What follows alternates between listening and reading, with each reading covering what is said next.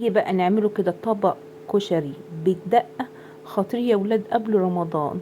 حاجة كده عظمة زي بتاع المحلات بالظبط، طعم وريحة، ومش هتبطلي تعمليه للولاد بإذن الرحمن. ما يحلى الكلام ألا بذكر النبي عليه الصلاة والسلام. يلا بقى يا بنات نسموا الله ونصلي على رسولنا ونشوفوا الوصفة بتاعتنا النهاردة. معايا بقى يا بنات كده حلة صغيرة، حطيت فيها بالظبط قيمة نص كوباية عدس. ليه؟ لان احنا مش بنحب العدس بجبة كتير يا بنات. تمام، انا بعمل بالظبط على قد الطبخة بتاعتي، ما بعملش كتير. هنحط بقى مية عليه، هنغسله كويس ونحط مية عليه بقى ربع معلقة كمون،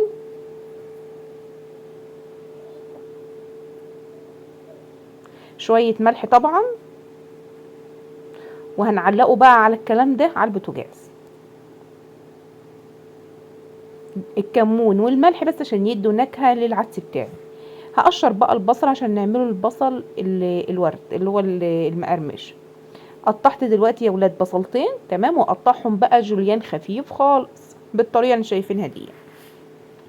مشي بس بطريقتي باذن الرحمن هتعملي احلى كشري زي اللي بتجيبيه من بره. بلاش بقى يا ولاد كشري حله واحده، ده بصراحه مش بقول ده كشري خالص صراحه. احنا متعودين ان الكشري بيبقى المكرونه تتسلق لوحدها والعدس لوحده والرز بيتعمل لوحده، ده الكشري اللي احنا بنشوفه في المحلات. لكن بصراحه ما بيدخلش الكشري ابو حله واحده ده في دماغي ببصل. عارفين يعني ببصله؟ بصوا بقى انا كده قطعت البصل بتاعي وحطيت شويه زيت يقدحوا كده، وتعالوا نكملوا البصل مع بعض بقيه تقطيعه. وطبعا العدس شغال اهوت، تعالوا بقى نكمله كده. بصوا يا بنات جوليان خفيفه خالص، على قد ما تقدري تخليها خفيفه. دمت بصلتين كبار، لو انت هتعملي كميه اكتر مني اعملي 3 4 كده على حسب ايه الاسره بتاعتك. عايزاكي لو انت بقى يا ستي الكل لسه بتتفرجي عليا، يا ريت تحطي لي لايك من ايديك الحلوه دي. اما انت بقى لو انت لسه شايفه قناه مسك جديد، يا ريت تعملي اشتراك للقناه وتفعلي زر الجرس تنوريني وتشرفيني. يلا بقى صلوا على رسولنا الكريم كده. قومي بقى تشطري كده واعملي احلى طبق كشري قبل دخول رمضان، لان بصراحه الكشري المصري يا بنات مش محبوب في رمضان خالص. هتقولوا لي ليه؟ هقول لكم ليه. بيبقى حراق، بيبقى فيه توم، العدس بجبه ما بيريحش الناس بتوع القولون، فبيبقى متعب شويه. فطبعا في رمضان بنبقى عايزين حاجات خفيفه كده بحيث ان انت تقدري على الصيام ومتعطشكيش. كده خلصنا يا بنات البصل، تمام. هنحطه عليه معلقه كبيره كده محترمه نشا، وهتبداي بقى تقلبي البصل بايه؟ بمعلقه النشا دي جامد، تغلفي كده البصلايه بالنشا.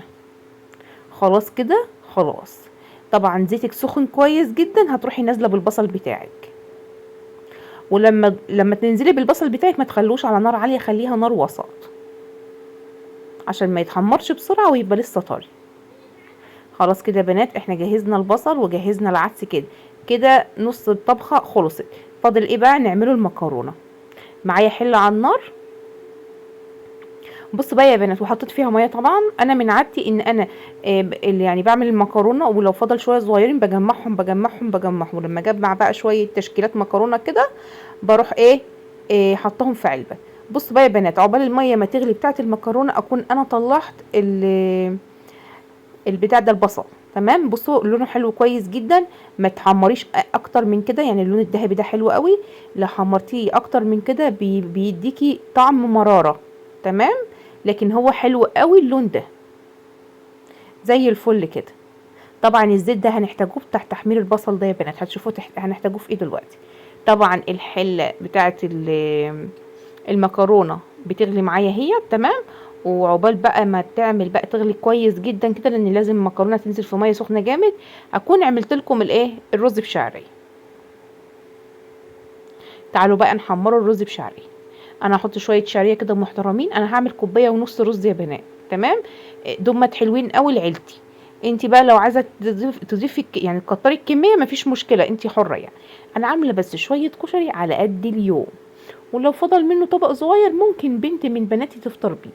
لكن اكتر من كده الحاجه زياده عن اللازم يا بنات والله العظيم حرام في الزمن اللي احنا عايشين فيه ده. التبذر فعلا فعلا بيودي صاحبه والله العظيم في حته تانية. كل حاجه تعمليها بالقليل كده، شويه رز صغيرين على قد اسرتك، وتجربي. يعني مثلا لو عملتي كوبايتين ولقيتي تاني يوم الكوبايتين دول ما اتفضل منهم، اعملي كوبايه واحده. تمام. ولو انت عملتي رز بشعريه طبعا هتعملي رز قليل، لان الشعريه مع الرز بيعملوا كميه كتير. تمام تمام. حافظوا على عيشتكم يا بنات. حاولوا تدبروا العيشه شويه، لان الدنيا بقت صعبه وغاليه جدا جدا جدا يعني. ربنا يعيننا جميعا. بصوا يا بنات، انا بدي الشعريه بتاعتي اللون ذهبي فاتح، مش ذهبي غامق، لان انت لما تغمقي الشعريه هتسمر معاكي الرز. تمام تمام. انا اللون ده حلو قوي، اللون الذهبي الحلو اللي هو الجلد الحلو ده يا بنات، مش الغامق. طبعا انا حطيت له الملح وحطيت له الميه بتاعته، وحطيت له حته سمنه فلاحي صغنونه خالص مش كبيره يا بنات. هنزل بقى بالرز بتاعي اللي انا غسلاه ومصفياه كده. عملنا البصل، عملنا العدس، الرز ما شاء الله تبارك الرحمن خلص معايا في ثانيه على فكره، والله العظيم الكشري ده يا ولاد ساعه الا ربع، ساعه الا ربع وكان خالص معايا، لان كل عين من البوتاجاز عليها حاجه كده. خلاص تمام، الرز بتاعي زي الفل. يلا بقى حطي لايك من ايديك الحلوه دي. تعالوا بقى نرجعوا لحله المكرونه. بصوا بقى، الميه معايا سخنت خالص اهي يا بنات. اول ما تسخن معايا هبدا انزل بكيس شعريه. كيس شعريه كيس مكرونه سباكيتي، ده كيس كامل يا بنات.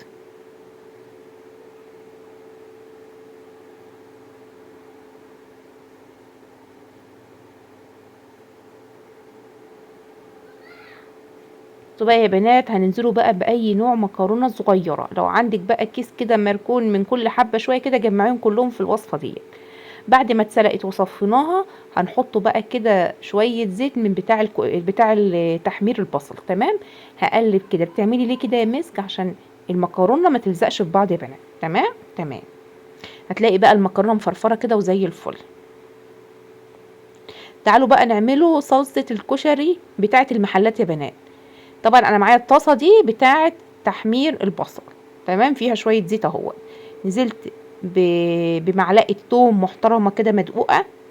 انا ما بحطش على صلصه الكشري بصل خالص يا بنات خالص.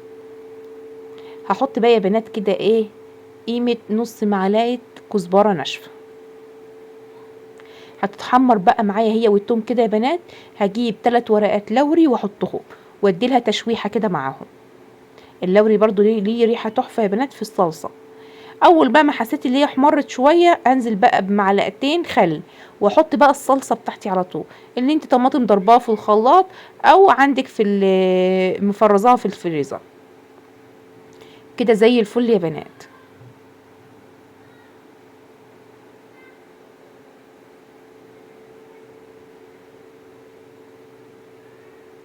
البهارات بتاعتي بقى يا ولاد، كمون، ربع معلقه كمون، ربع معلقه شطه.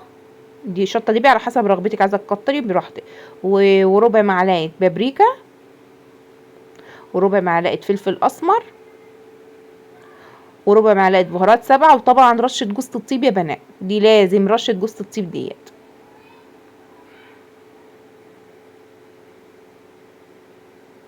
هنزل بمكعب ماجي، ومكعب ماجي ده على حسب رغبتك.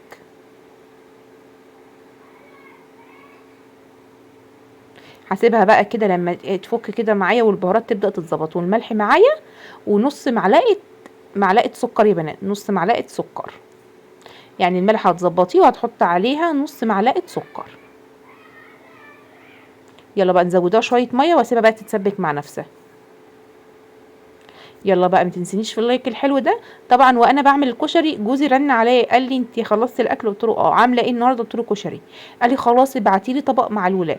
فطبعا دي الحافظه بتاعتي ديت بتاعت الاكل دي انا بعمل له فيها الاكل وببعته الشغل. تعالوا بقى نحضر له كده طبق محترم. هنعمله من 4 طبقات. 4 طبقات هي مسك. هحط له مكرونه الاول. تمام. عليها كده شويه يعني كبشه كده رز بشعريه. عليها كمان طبقه مكرونه. عليها كمان شويه رز بشعريه. ديت 4 طبقات. 4 طبقات كشري. لان انا جوزي ما شاء الله يعني عنده اصدقاء مش بيحب ياكل لوحده، بيحب يعني يقول لاصدقائه تعالوا كلوا معانا. فالطبق ده محترم، ممكن ياكل يعني 3 4 كده. طبعا انا حطيت لهم الصلصه. تمام. وعندي لحمه مفرومه معصجه، هو بيحبه باللحمه المفرومه، فانا هحط له شويه لحمه مفرومه من فوق يا بنات، وعليها شويه عدس صغيرين بجبه كده يا بنات، لان هو مش بيحب العدس بجبه خالص. وعليه بقى الورد اللي انا عاملاه، البصل يعني. خلاص كده طبقه جهز. تعالوا بقى احنا نعمله طبق لنفسنا كده ونشوفوا بقى العظمه دي يا بنات. طبعا انا نزلت بشويه مكرونه، وبحب احط المكرونه الاول عليها شويه رز بشعريه صغيرين مش كتار يا بنات. تمام. عليها بقى الصلصه بتاعتي. طبعا انا مخليها الصلصه دي فيها شطه حراقه يا بنات، يعني انا عامله التوم والخل في حاجه واحده، مش مثلا هاتي شويه دقه هاتي شويه شطه، لا انا عامله ده كله في الايه في الصلصه. هحط بقى كده حوالين بقى الطبق كده شويه صلصه كده داير ما يدور، بحيث ان اللي ياكل من تحت يلاقي فيه صلصه برضو. شويه بقى لحمه مفرومه كده على الجوانب، واحنا بنحبه العدس بجبه مع البصل بنموتوا فيه اساسا. يلا بقى جربي وصفتي ان شاء الله هتعجبك، وصفه خطيره خطيره يا بنات، والله العظيم ريحته كانت قلب الدنيا عني. اسيبكم في رعايه الله، سلام.